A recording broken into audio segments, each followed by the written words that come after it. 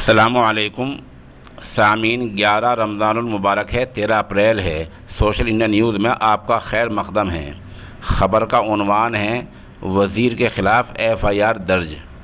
ये मामला कर्नाटक का है और एफ़आईआर और मुकदमे का ताल्लुक़ एक सरकारी ठेकेदार की ख़ुदकुशी आत्महत्या से है। दरअसल कर्नाटक में 24 घंटे पहले संतोष पाटिल नामी कॉन्ट्रैक्टर ने ठेकेदार ने आत्महत्या कर ली, ख़ुदकुशी कर ली है।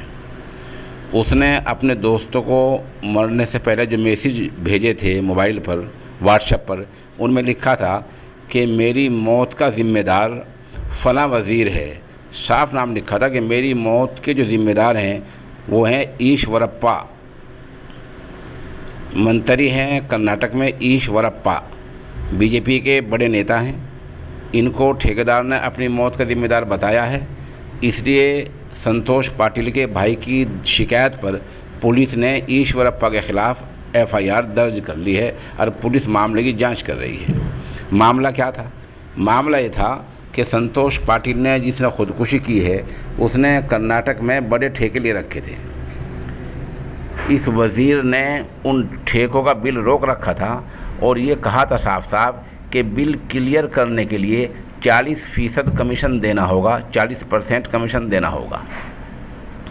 ठेकेदार ने तंग आकर एक बार वज़ीर आज़म नरेंद्र मोदी को भी ख़त लिखा और उसमें मांग की कि किसी तरह मेरे बिल क्लियर कराए जाएं और मेरा पैसा सरकार से दिला दिया जाए।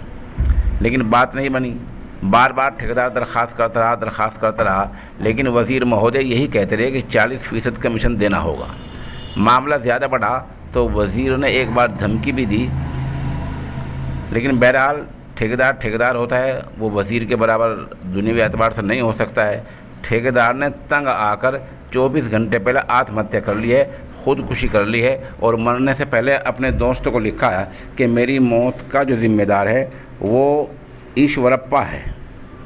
इससे आप अंदाज़ा लगा सकते हैं कि कर्नाटक में क्या हो रहा है और करप्शन किस हद तक पहुंच चुका है और वहां सरकार के हर महकमे में बदनुमानी, करप्शन, घपला किस तरह हो रहा है कि एक ठेकेदार को अपने बिल क्लियर कराने के लिए ख़ुदकुशी आत्महत्या करनी पड़ गई है और ठेकेदार मर गया है। ये मामला पूरे कर्नाटक में फैला हुआ है। अब देखना ये है कि कर्नाटक सरकार मंत्री के विरुद्ध और क्या करती है। जांच में क्लीन चिट मिलती है या जांच में मंत्री जेल जाते हैं।